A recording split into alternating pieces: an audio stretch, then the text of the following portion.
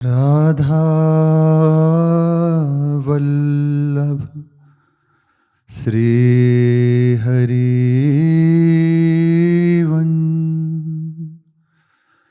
राधा वल्लभ श्री हरि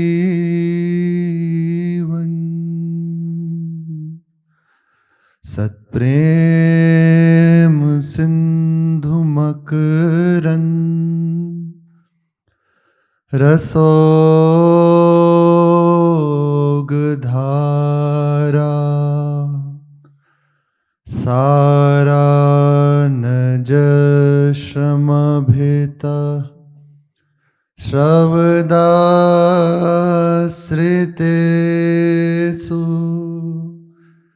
श्री राधिके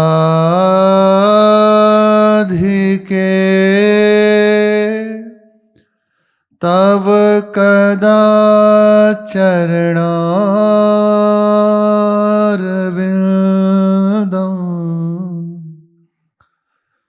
गोविंद जीवन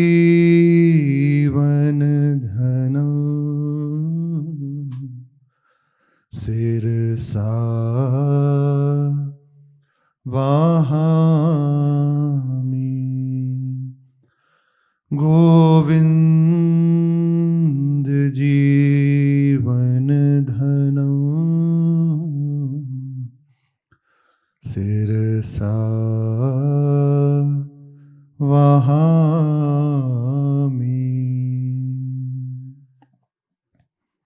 श्री राधा वल्लभ लाल की जय।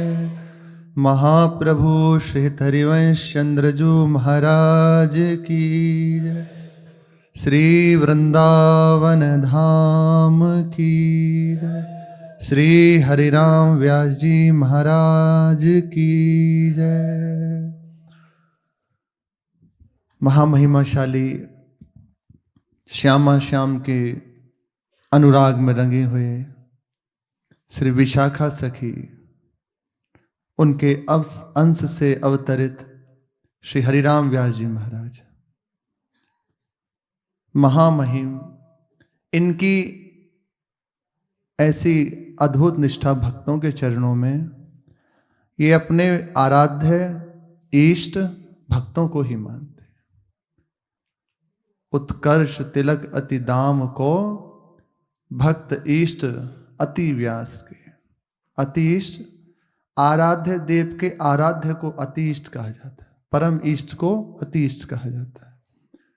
तो हमारे आराध्य देव श्री श्यामा श्याम, उनके आराध्य संत जन, ये कृपा से ही बात समझ में आ सकती है कि श्यामा श्याम के आराध्य संत जन। हाँ, श्यामा श्याम के आराध्य सांचे मंदिर हरि के संत, इन्हीं के मुख से प्रभु प्रसाद आरोगते हैं। हरिराम व्यास जी कह रहे हैं, जिन महामोहन सदा विराजत, तिन ही ना छाड़त अंत। इन संतों के शरीर रूपी मंदिर में सदैव श्री श्याम सुंदर श्री प्रियाजू विराजमान रहते हैं। इसलिए मेरा जब तक ये शरीर है तब तक इनका संग नहीं छोड़ूंगा, और जब शरीर पूरा हो जाएगा तो इन्हीं में मिल जाऊंगा, इनकी चरण रज में मिल जाऊंगा। जिन महारुचिकर भोग भोगवत, पांचों स्वाद वत्सदंत, जिहि महा बोलत हसत कृपा करी, चितवत नैन सुपंत सांचे मंदिर हरि के संत। चलते फिरते ठाकुर जी का मंदिर है, पर ऐसा विश्वास नहीं हो पाता। हम उनको व्यक्ति देखते हैं, हमारे जैसे ही तो हैं, थोड़ा भजन साधन करते हैं, बस इससे ज्यादा भाव नहीं हो पाता। ये भगवान के प्रिय हैं, भगवान इनके पीछे अपने आप को पवित्र करने के लिए भ्रमण करते हैं। ऐसा कोई भाग्यशाली ही जन होते हैं जिनके हृदय में इस कोटि का भाव दृढ़ हो जाए। श्री ठाकुर जी इन्हीं के मुख से भोग आरोगते हैं। संतजन पा रहे हैं तो निश्चित हो जाओ, ठाकुर जी ने स्वीकार कर लिया। इन्हीं के नेत्रों के द्वारा प्रभु देखते हैं। संतों ने कृपा भरी दृष्टि से देख लिया, हो गया काम, तुम्हारा मार्ग निश्चित हो गया, अब दुर्गति नहीं होगी। कितनी बड़ी बात है। संतजन हंस के बोल रहे हैं, आपसे वार्ता कर रहे हैं, तो समझ लो स्वयं प्रभु ही आपसे बात कर रहे हैं। जिन महा बोलत हसत कृपा करी, स्वयं श्री ठाकुर जी इनके द्वारा बोल रहे हैं। कल श्री महाराज जी कह रहे थे कि कल के सत्संग में जब विश्वास की बात चल रही थी, उस समय कहा कि आप कहेंगे कि आपको तो श्री जी ने कहा सब कुछ मेरे लिए है, हमसे तो श्री जी नहीं कह रहे, फिर हम कैसे विश्वास करें। तब महाराज जी के वचन कि यदि विश्वास कर सको तो कर लो। भक्त भक्ति भगवंत गुरु हमारे वैष्णव सिद्धांत है। चतुर नाम वपु एक, नाम चार हैं, है एक ही। इनके पद बंधन करी नासत विघ्न अनेक। ये चारों एक ही हैं। यदि आपको ये बात सुनने को मिल रही है तो निश्चित मानो श्री जी ही इस कलेवर में बोल रही हैं। अब विश्वास कर पाओ तो कर पाओ। बार बार संबोधन भी कर रहे थे आप कि विश्वास कर सकते हो तो कर लो। सीधा आप कहोगे हमसे प्रियाजू नहीं कह रही, तो यहां कौन बोल रहा है, हमारे हृदय में कौन प्रेरित कर रहा है, आपको सुना कौन रहा है। बस उपासक की दृष्टि सदैव अपने आराध्य देव पे हो रही है। मानो चल आप जा रहे हैं कहीं, चलते चलते आपसे किसी ने ऐसा कुछ कहा, बस लग गई हृदय में बात और चल पड़े प्रभु की ओर। तो वे कोई और नहीं है, प्रभु के द्वारा ही प्रेरित है। स्वयं प्रभु ही उसके द्वारा बोल रहे हैं। इसलिए संतजन साक्षात प्रभु का निज महल है। ऐसा भरोसा जो कर ले, अब उसे भजन नहीं करना पड़ता। अब वो देख ही रहा है सर्वत्र प्रभु को। अखंड चिंतन यहीं से प्रारंभ हो जाता है। तैल धारावत मेरे प्रभु ही सर्वत्र हैं। पहले प्रकट में भाव करे, कंठी माला धारण किए हुए, और फिर इसको इतना बढ़ा ले कि जो भी सामने आ जाए बस प्रभु है, केवल प्रभु हैं। अपने मत भागवत सुनावत, रति दे रस बरसंत। जिनमें बसी संदेह दूर करी, देह धर्म पर्यंत। स्वयं प्रभु इनके रूप में जो भागवत धर्म है उसका वर्णन करते हैं, अपने चरणों की रति प्रदान करते हैं। हमारे जीवन में जो प्रभु की उपलब्धि हो रही है या जो उनकी उपलब्धि होनी है, वे केवल इन संतों की कृपा से, इनके संग से प्रभु जिस जीव पर अत्यंत प्रसन्न हो जाते हैं उसे अपने अनुरागी प्रेमी जनों का संग दे देते हैं। जब संतों का संग मिल जाए तो निश्चित हो जाना चाहिए अब मुझे भगवान मिलने वाले हैं। ये मानो प्रभु ने आपके पास पत्री भेज दी कि मैं आने वाला हूं। नरसिंह मेहता जी, श्री नरसिंह मेहता जी गुजरात में विराजमान। जो प्रेमी जन हैं वे तो बहुत आनंदित होते, और विमुख जन उनका हृदय जलता। एक बार कुछ संतों की मंडली भ्रमण करती हुई आई। अब उन्हें द्वारिका जाना था। रास्ते में उस समय ऐसा था कि कुछ बटमार होते थे, तो धन है लूट लेते और उसको मार देते, ऐसा उनका था। तो श्री नरसिंह मेहता जी से जो जलने वाले जन थे, उन्होंने कहा उन संत मंडली को देखकर कि महाराज कहाँ जा रहे हो, दंडवत। उन्होंने कहा हमें गुजरात जाना है, कुछ हमारे पास धन है, तो हम देख रहे हैं कि कोई साहूकार मिले उससे हुंडी भरवा लें। एक होता था कि यहाँ कोई साहूकार है और फिर उसकी जान पहचान कहीं है तो वो लिख देता था। इस तरह से हुंडी करी जाती थी। बाद में वे जहां जाना है उससे उसे भुना लिया।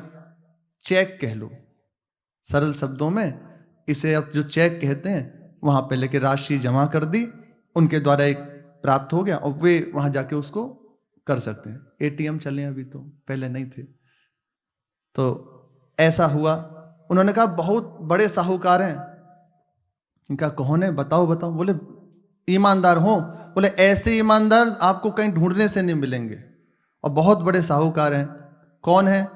नरसिंह मेहता जी। उन्होंने कहा था चलो इनकी थोड़ी वो कराते हैं, अपमान कराते हैं इनका, ख्वारी कराते हैं, अपनी ब्रज भाषा में कहते हैं, इनकी ख्वारी हो तो अच्छा लगेगा।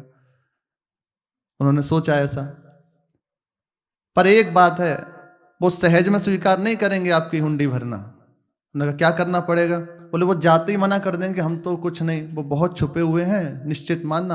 आपको उनसे पीछे ही पड़ जाना पड़ेगा तभी वे कर सकते हैं, और भक्त भी हैं। संतों ने तो बस सहज सरल भाव स्वीकार कर लिया। पहुंचे नरसिंह जी के पास। वहां जाकर नरसिंह जी से कहा कि हम गुजरात में श्री द्वारिकाधीश के दर्शन करने जा रहे हैं। अब रास्ते में कुछ हमारे पास धन है, कहीं लूट ना लें, क्योंकि हमें वहां जाकर भंडारा करना है। तो आप कृपा करके हमारी हुंडी लिख दीजिए, वो पत्र लिख दीजिए। उन्होंने कहा महाराज मैं अत्यंत अकिंचन हूं, मेरे पास प्रभु के सिवा कुछ नहीं है, किसी ने आपको बहका दिया है। अब संतों ने कहा कि भले आप कुछ भी कहो, अब हम मानने वाले नहीं हैं, आप साहूकार हैं। अब संतों का इतना हट। तो देखा श्री ठाकुर जी की ओर, आप ही का कोई लीला है, बस ठीक है। तो काल एक सुंदर पत्र लिया और उस पर लिखा प्रभु आज आपने सेठ तो बनाया है, अब इसकी लाज रखना, कि जाओ ले जाओ। लिख के दे दिया। वे संतजन पहुंचे द्वारिका। अब वहां जाके ढूंढना प्रारंभ किया कि सांवल साह आह नरसी के काज, सांवल सेठ बनी आए हुए। आह ढूंढना प्रारंभ किया, कहाँ है सांवल शाह, कहाँ है सांवल शाह, कहीं नहीं मिले।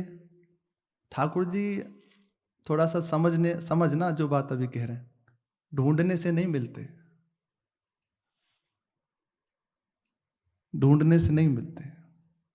बैठ जाओ उनके होके, वे आ जाएंगे।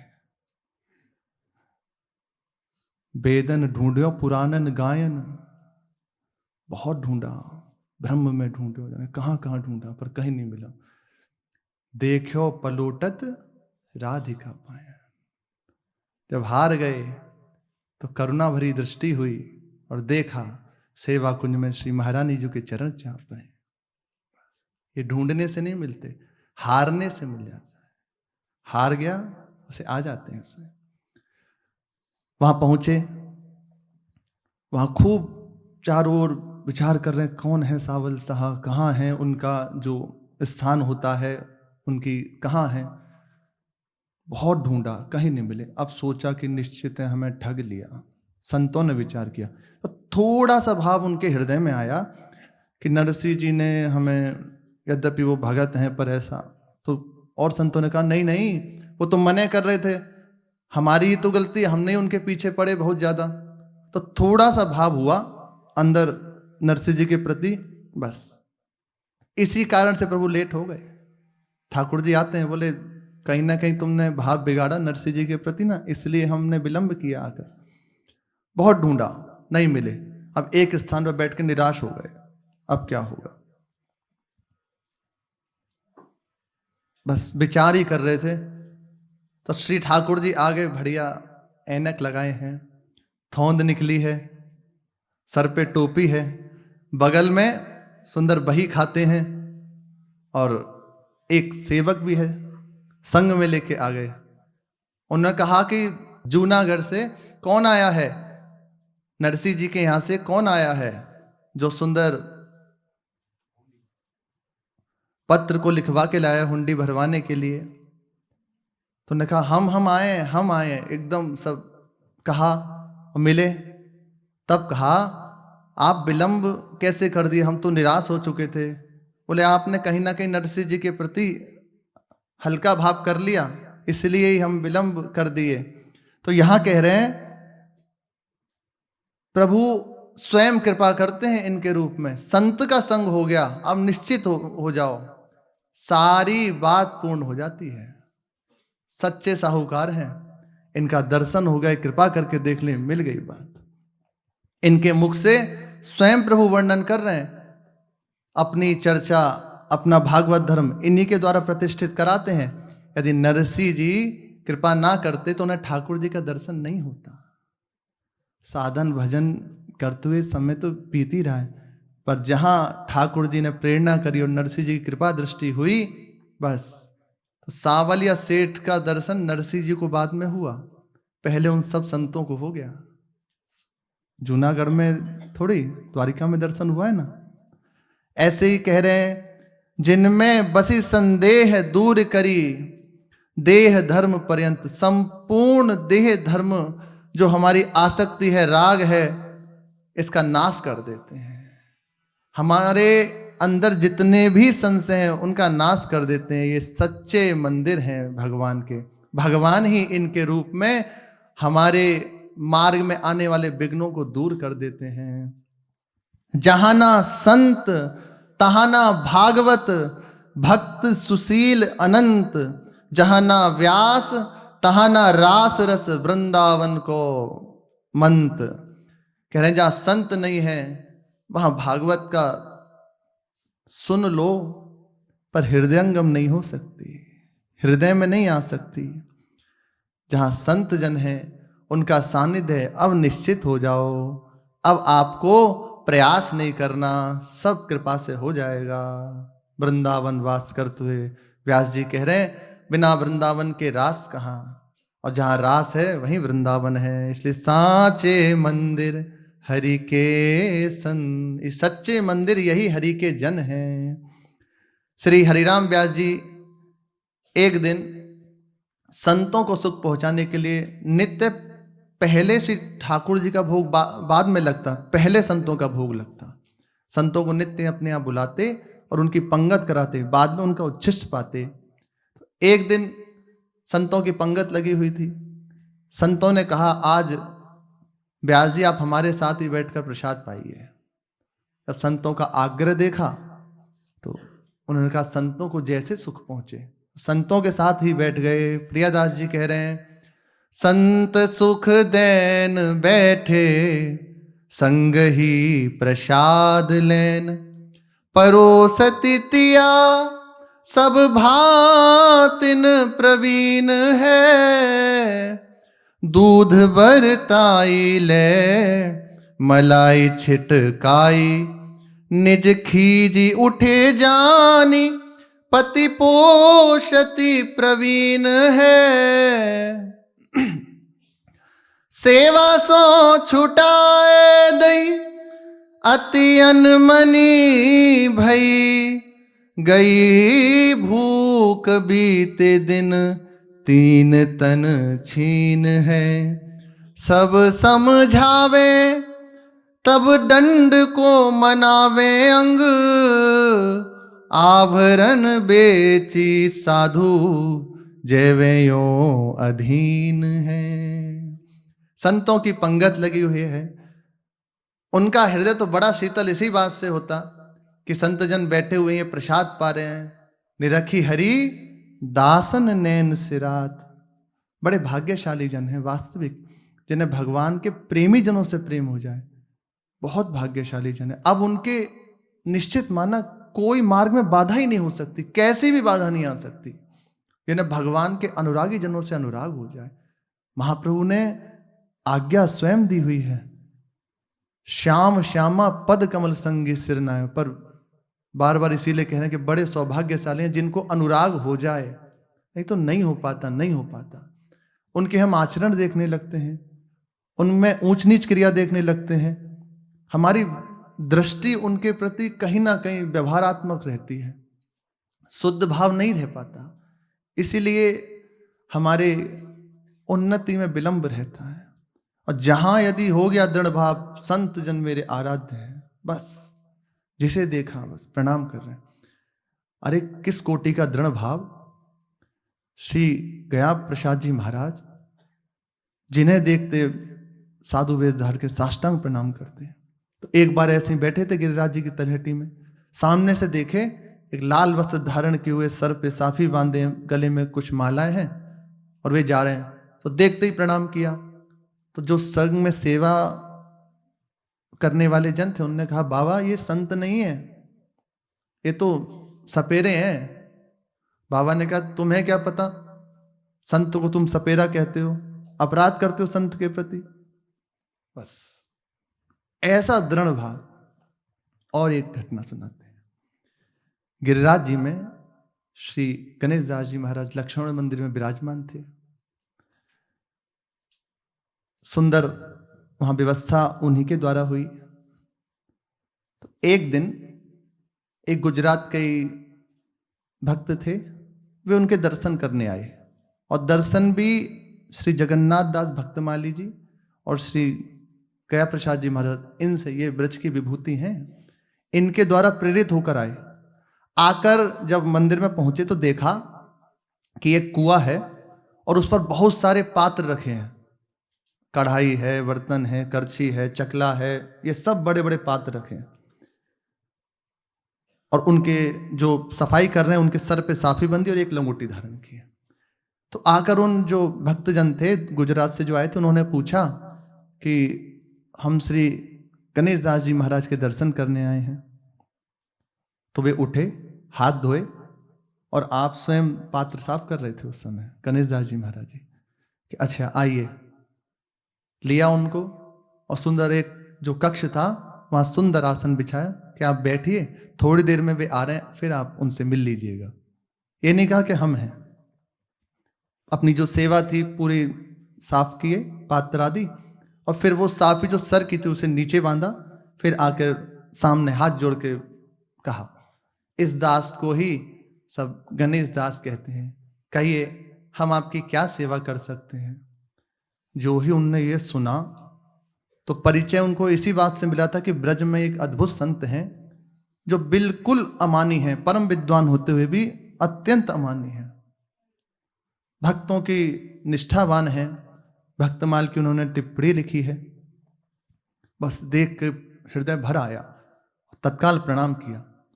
उनने कहा, महाराज जी आप स्वयं ये सब सेवा कर रहे हैं, ऐसा क्यों? देखो संतजन यहां सो रहे हैं, वो भी तो कर सकते हैं, आप क्यों? अरे संतों को सेवा करने के लिए थोड़ी रखा जाता है, उनके वचन है।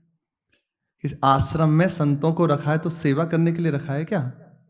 अरे संतों की सबसे बड़ी सेवा यही है कि वो समय से प्रसाद पाने आ जाते हैं। हमारा सौभाग्य कि वो सेवा ले रहे हैं हमसे, सेवक तो हम हैं, वे तो कृपा करके यहाँ विराजमान हैं, हमें सुख पहुंचा रहे हैं। संत हमारे अति इष्ट हैं, ये तो आराध्य देव के भी आराध्य हैं, हमारे लिए विशेष महत्व का है, इसलिए महामहिमाशाली।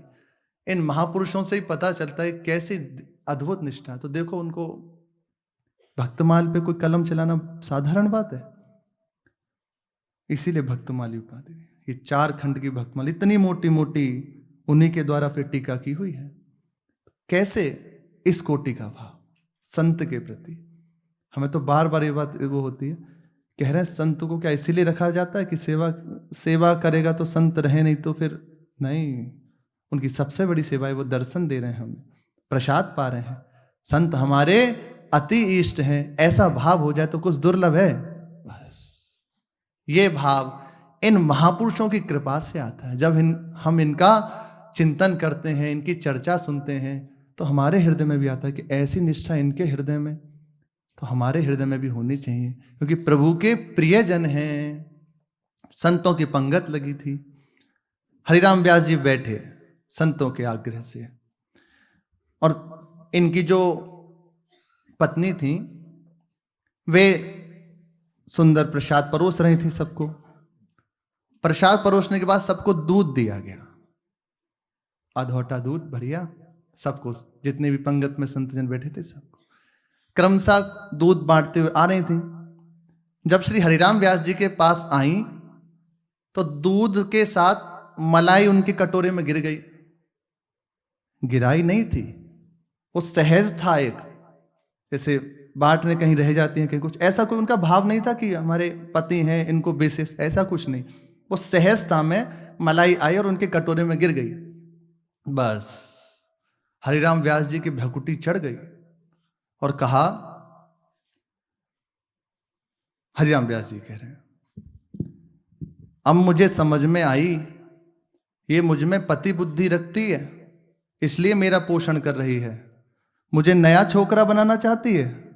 हरिराम व्यास जी ने कहा, उन्होंने कहा ये हमें नया छोकरा समझती है, अर्थात इसके मन में कोई और भाव है, ये पति भाव से पोषण कर रही है। बस हरिराम व्यास जी बहुत खिन्न हो गए और उसी समय एक पद गायन किया, जो तिये होई ना हरि की दासी। यदि भगवान के आप नहीं हो तो आप चाहे कितने भी उच्च पद के हों, कितने भी सुंदर हों, उसका होगा क्या? कीजे कहा रूप गुण सुंदर, बहुत सुंदर है, बहुत गुणवान है, क्या होगा उससे? नाहिन श्याम उपासी, यदि श्याम सुंदर की उपासना में नहीं है, उनकी सेविका नहीं है, तो सब व्यर्थ है।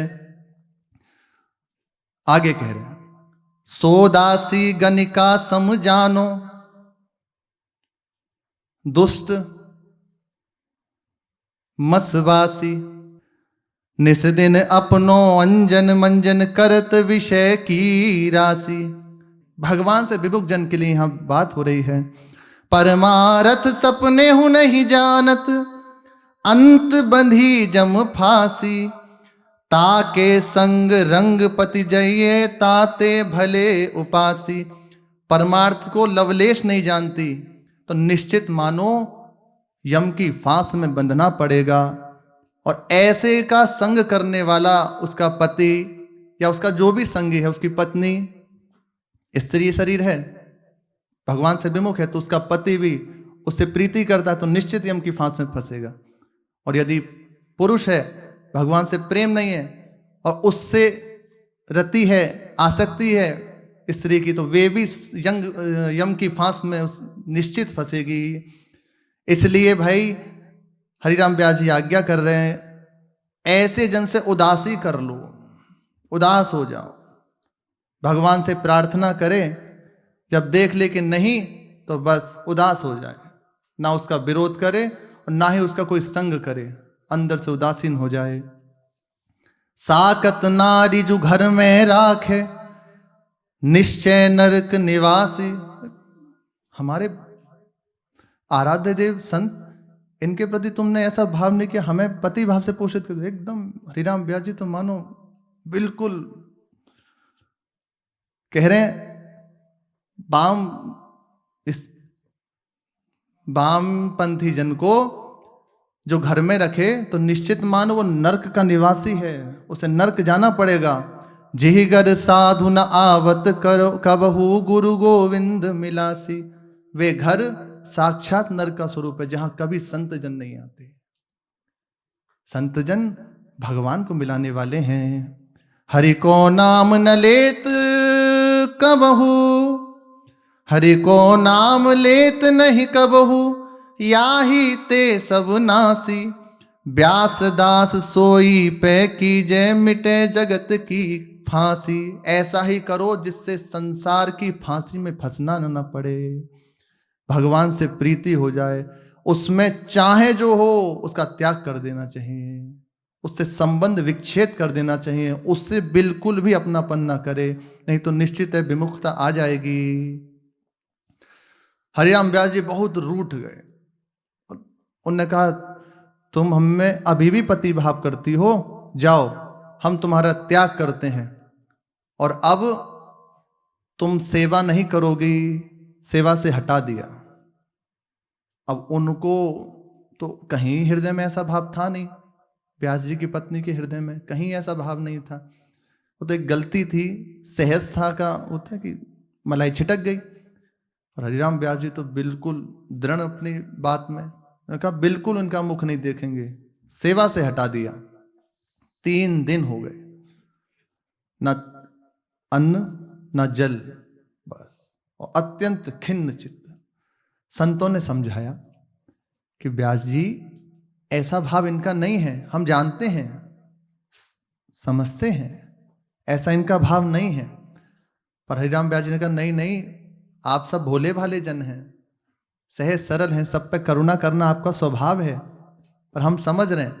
क्या नहीं नहीं, हमारी बात भी तो मानिए, आप जब हम में भाव रखते हैं तो हम कह रहे हैं ना। ने कहा ठीक है, मानते हैं आपकी बात, पर एक बात पे इनको स्वीकार करेंगे। क्या? कि ये जितने भी इनके पास आभूषण हैं, अब राजगुरु की पत्नी है, थोड़े आभूषण थोड़ी हैं, हीरा जवाहरात से अलग अलग आभूषण, अमुक दिन अलग, अमुक दिन ऐसे सब भंडार था। इन सब आभूषणों को ये बेच दें और बेच के संतों की सेवा करें, तब इनको सेवा में स्वीकार करेंगे, वरना नहीं करेंगे। उन्होंने कहा बढ़िया है, ये तो अच्छा बात मिल गई। अगर हमें दोबारा संतों की सेवा मिल जाए, संतों की प्रीति प्राप्त हो और ये आभूषण बिक जाए तो क्या करना हमें। तत्काल वे तो राजी हो गई। हरिराम व्यास जी तो सच्चा आभूषण, प्रियदास जी कहते हैं, आभरण नाम, नाम ही सच्चा आभूषण है। हरि साधु सेवा ठाकुर जी की और संतों की सेवा, ये कर्ण फूल हैं, कानों के कुंडल हैं। नाम सुंदर गहने हैं, कानों के कुंडल।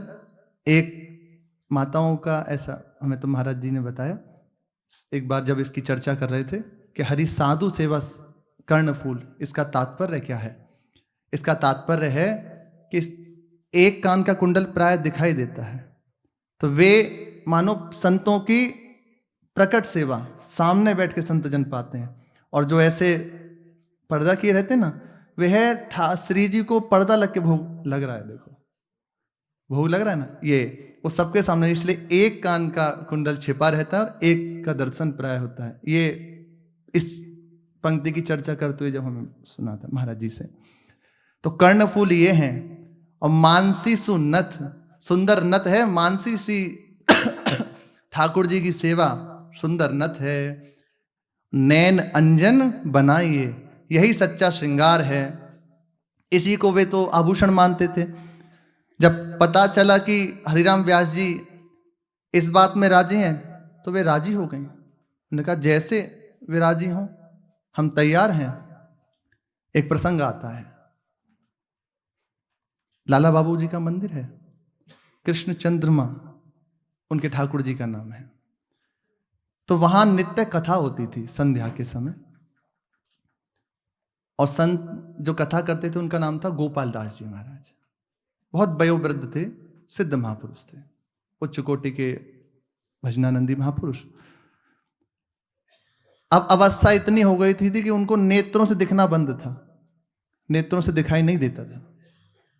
तो पोथी की चर्चा, जो पोथी में लिखा है उसको कोई और करता, और उसकी व्याख्या स्वयं करते श्री गोपाल दास जी महाराज। वहां सुंदर चर्चा होती नित्य।